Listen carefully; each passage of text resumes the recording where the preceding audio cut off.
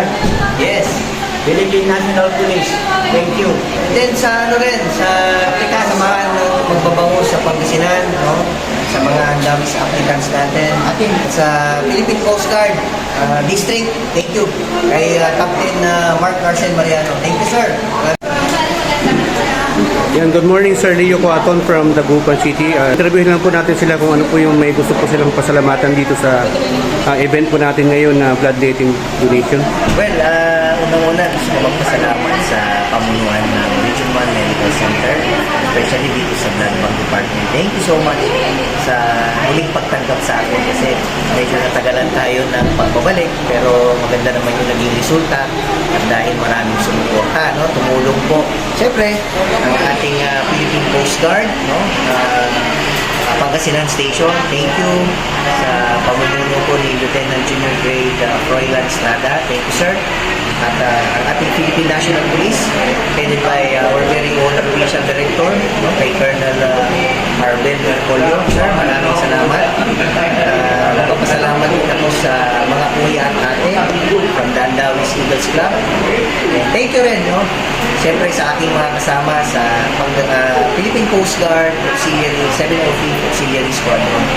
Thank you so much. Maraming salamat po. At itong ating proyekto ngayon, marami na naman pong buhay ang ating matutulungan.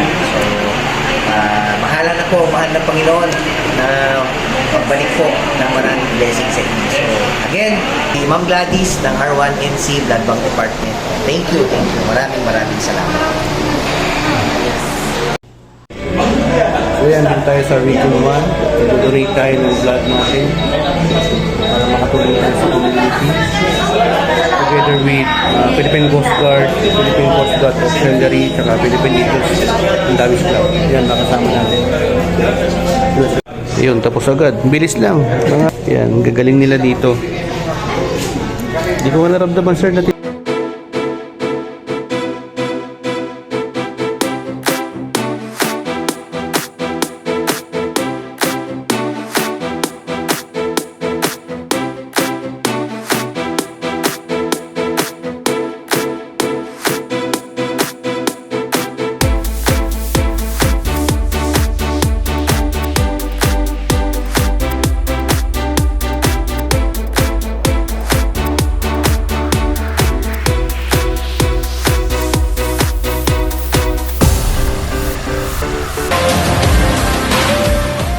Good morning everyone. I am Auxiliary Lieutenant Alfredo Gilberti Cerezo from Dagupan.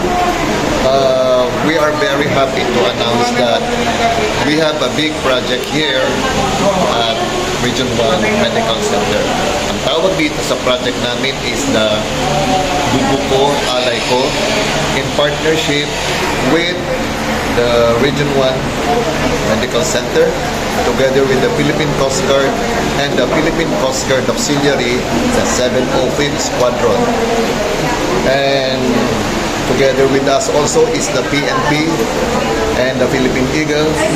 So nagpapasalamat po ako sa kanilang lahat. It's because without them, wala itong bloodletting project natin sa kanilang, para sa community natin sa Dagupan City. Sir Eric, kamusta po ang natin ngayon? Ano po masasabi natin sa nangyari pong event natin?